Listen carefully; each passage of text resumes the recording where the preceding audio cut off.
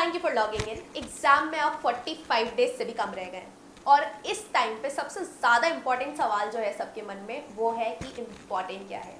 इस वीडियो में मैं आपको कुछ इंपॉर्टेंट टॉपिक्स ऐसे बताऊंगी जो आप लोगों को क्लैट एग्जामिनेशन के लिए डेफिनेटली करके जाने चाहिए।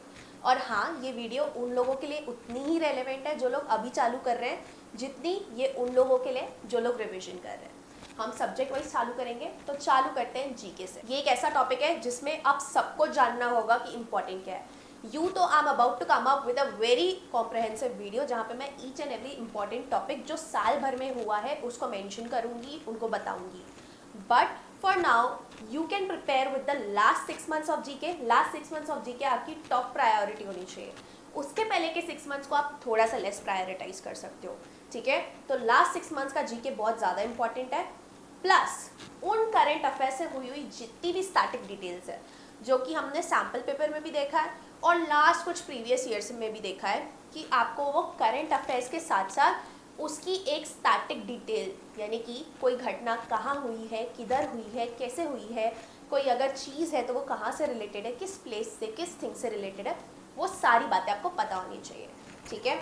Now the next thing is कि अभी जब है आपको जीके बहुत अच्छे तरीके से याद करना है। इस इंटेंशन से नहीं याद करना कि आपको पैसेज से कुछ मिल सकता है, because we have to keep the preparation from both the sides. हो सकता है जीके वन लाइनर में भी आ जाए। So this is about GK. Moving on to English. अब इंग्लिश के लिए आप लोगों को कुछ ये टॉपिक्स हैं जो बहुत सही तरीके से पता होने चाहिए, ठीक है। आप लोगों को मेन आइडिया, समरी, इन्फरेंस, ये सारी चीज़ें अभी तक निकालने में एक्सेल कर लेना, क्योंकि जीके का कोई पोर्शन नहीं है। जीके में आप लोगों की अब तक रीडिंग स्पीड जो है वो 300 to 400 वर्ड्स पर मिनट हो जानी चाहिए।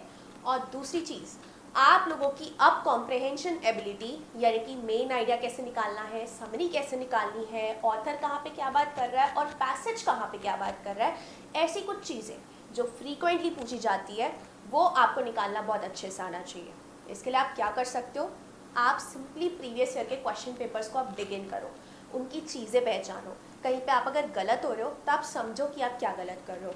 और मैंने बहुत बार बताया है कि इंग्लिश को कैसे एक्सेल करना है, एंड इसके लिए भी I have a very separate video which is about to come soon. So this is about English.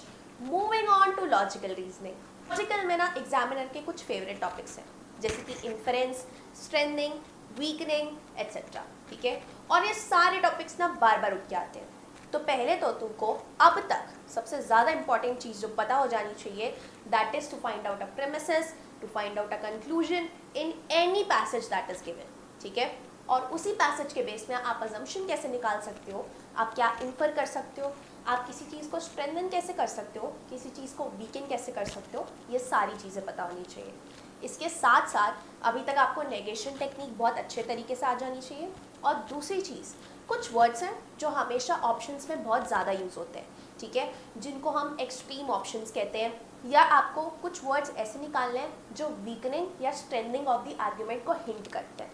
वो सारे वर्ड्स निकालो और उनको एक साथ लिखते जाओ, ताकि जब एग्जाम में आए तो आपको एग्जैक्टली पता हो कि कौन सा ऑप्शन वीकन कर सकता है अगर वो वीकनिंग का क्वेश्चन है, और कौन सा ऑप्शन स्ट्रेंथनिंग कर सकता है अगर वो स्ट्रेंथनिंग का क्वेश्चन है। So this is about logical. Now moving on to legal. Legal में आपको एक चीज़ खास ध्यान रखनी है कि आप भले कॉन्सेप्ट्स को एक्सेल नहीं करके जाओ, आप इतना पढ़ के जाओ कि आपका पैसेज पढ़ने में टाइम वेस्ट ना हो, ठीक है।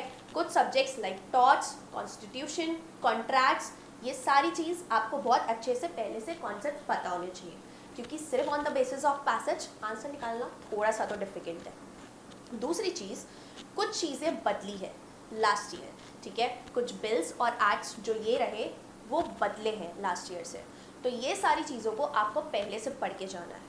और हाँ, एक न्यूज़ है जो अभी रिसेंटली बहुत ज़्यादा चल रही है, दैट इज़ रिलेटेड टू वक्फ बिल। अब ये चीज़ जो है आपको पता होनी चाहिए, क्योंकि बहुत सारे चांसेस है कि पैसेज इसको घुमा फिरा के पूछा जाए। और हाँ, ये चीज़ करंट अफेयर्स के लिए भी आपको पता होनी चाहिए। सो this is about legal reasoning. अब लीगल रीजनिंग के लिए आप इस स्टेज में पहुँच चुके हो जहाँ पे आपको कॉन्सेप्ट्स रिवाइज करने के लिए बहुत जल्दी दौड़ना पड़ेगा अगर आप पहली बार स्टार्ट कर रहे हो। तो इसके लिए भी मेरे पास रिविजन वीडियो है जो आप जाके देख सकते हो। ना moving on to the last subject, that is QT. QT के लिए कुछ इंपॉर्टेंट टॉपिक्स ये रहे।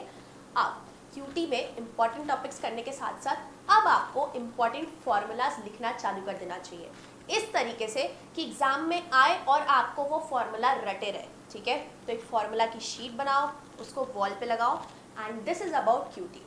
आई होप कि जितने भी इंपॉर्टेंट टॉपिक्स मैंने मेंशन किए वो आप सारे प्रिपेयर करोगे। अगर कोई भी ऐसा टॉपिक है जिसके लिए आप चाहते हो मुझे सेपरेट वीडियो बनाना चाहिए और सेपरेट अटेंशन देनी चाहिए, let me know in the comments and I will make a video on that. Till then stay tuned, thank you and bye bye.